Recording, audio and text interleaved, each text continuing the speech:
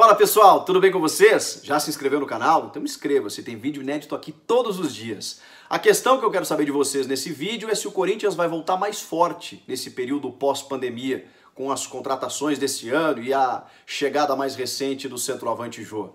Dê a sua opinião, comenta aqui e vamos juntos.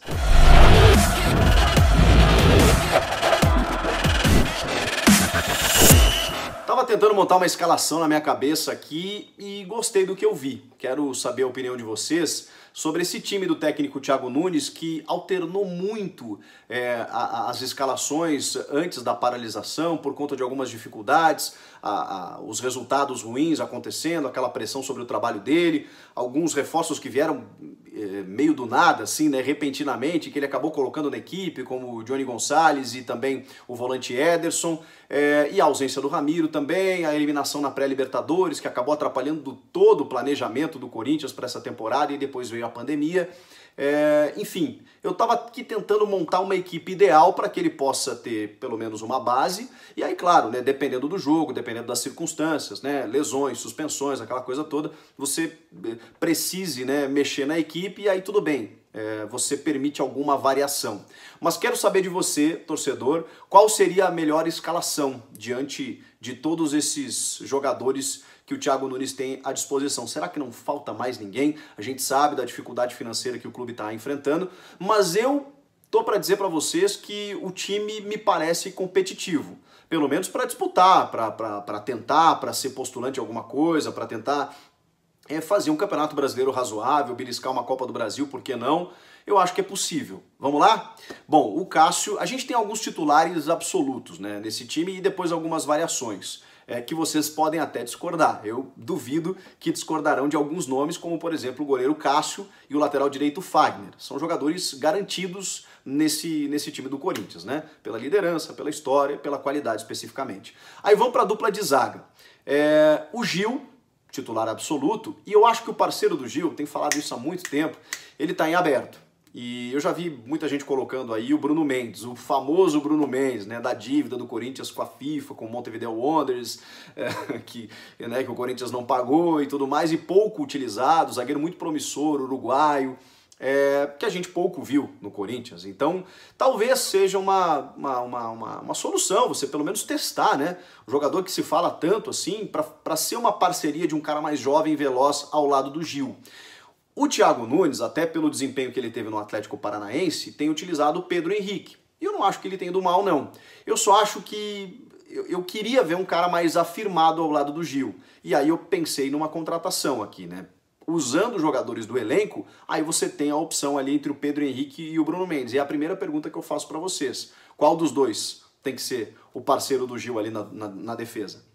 Na lateral esquerda, eu gosto muito desse menino Lucas Piton, mas o Sid Clay parece que tá fininho, né? Parece que trabalhou bem durante a quarentena, se cuidou e tem sido elogiado pelo seu desempenho físico. A gente sabe da qualidade dele, ele anteriormente fez um bom primeiro semestre aqui no Corinthians antes de ser negociado, foi muito bem no Atlético Paranaense, e tem condições de ser o titular ali da lateral esquerda. É que realmente antes da parada ele estava muito acima do peso, fora de forma, fora de foco, fora de ritmo, estava complicada a situação do Sid Clay. Bola ele tem, então recuperado fisicamente pode ser o titular, se vocês pensam diferente. No meio de campo, vamos lá, o Thiago Nunes estava escalando o Camacho e o Victor Cantillo. Tem uma possibilidade aí, e aí depois chegou o Ederson, né? Veio do Cruzeiro, fez gol contra o Corinthians na Arena no ano passado, vocês lembram.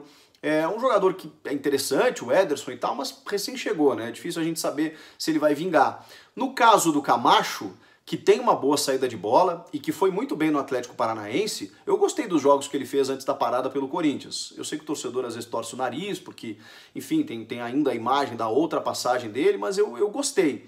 E na primeira função, com a saída do Ralf, por exemplo, vocês todos devem ter acompanhado, o volante Gabriel, campeão brasileiro em 2017, ele se puxou durante essa parada aí, fazendo treinamentos na sua casa, ele realmente se destacou assim em termos de treinamentos individuais e físicos. É claro que isso não basta para você ser titular no Corinthians, mas eu acho que ele larga na frente em termos físicos e talvez isso possa fazer diferença nessa retomada, com jogos apertados, calendário e tudo mais. Tem essa possibilidade do Gabriel, é que eu não sei se o Gabriel se adapta ao estilo do Thiago, que preteriu, por exemplo, o Ralf, porque pretende um volante que saia para o jogo, e aí teria que ser o Camacho. Então acho que o Camacho e o Cantillo não serão alterados aí nesse sistema, não sei o que vocês pensam.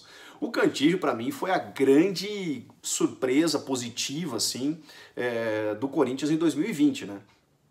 Um volante que eu já tinha visto jogos dele, mas ele caiu como uma luva, ele chegou adaptado, ele corre o campo inteiro, ele é um armador, ele é combativo, ele tem muita qualidade no passe, ele chuta a média distância, ele é um cara que, olha, ele faz toda a diferença nesse sistema que pretende o Thiago Nunes, né? Então ele vai ser o fiador desse meio campo.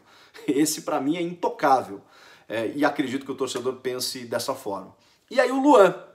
O Luan, polêmico, né? Porque muita gente esperava mais do Luan, mas se a gente for analisar os índices, os números, o retrospecto do Luan, ele era um dos principais jogadores do Corinthians até a parada. É que muito se cobra do Luan de que ele seja o decisivo, de que ele resolva os problemas do time. Se vocês lembrarem a derrota, a vitória, né, contra o Guarani do Paraguai e a posterior e consequente eliminação na pré-Libertadores, ele jogou muito aquela partida.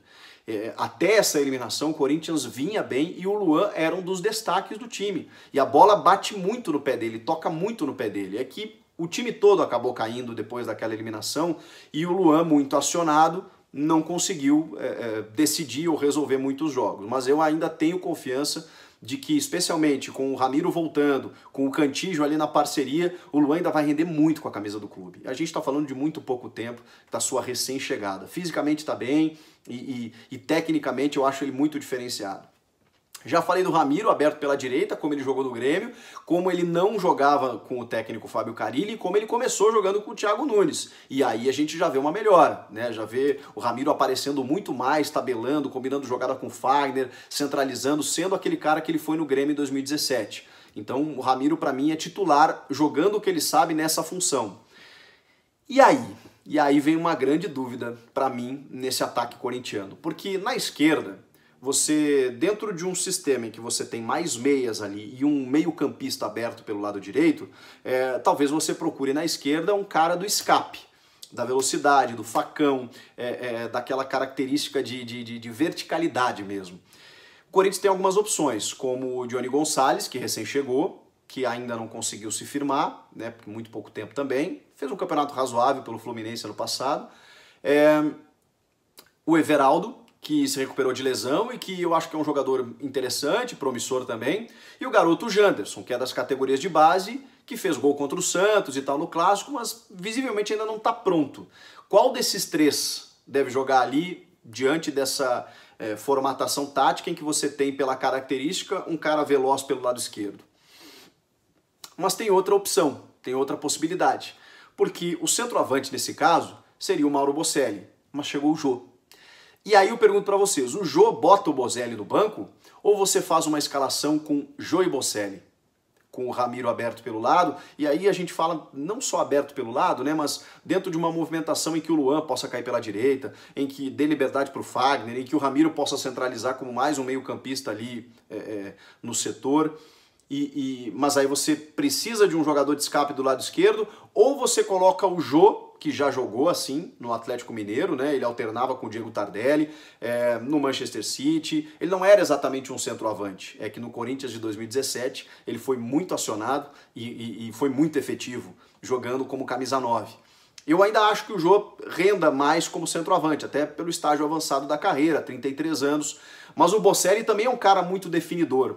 Eu tenho minhas dúvidas se os dois eles não se equivalem ou se você consegue jogar com os dois. Eu acho que o Thiago vai precisar testar esse sistema, mas eu ainda olhando assim e lembrando da forma como o Thiago treina as suas equipes, ele vai botar um cara de velocidade do lado e vai botar um dos dois ali na frente. E um deles perderia a posição. No primeiro momento o Bocelli, até pelo que o Jô representa, pelo investimento e pela qualidade que ele tem.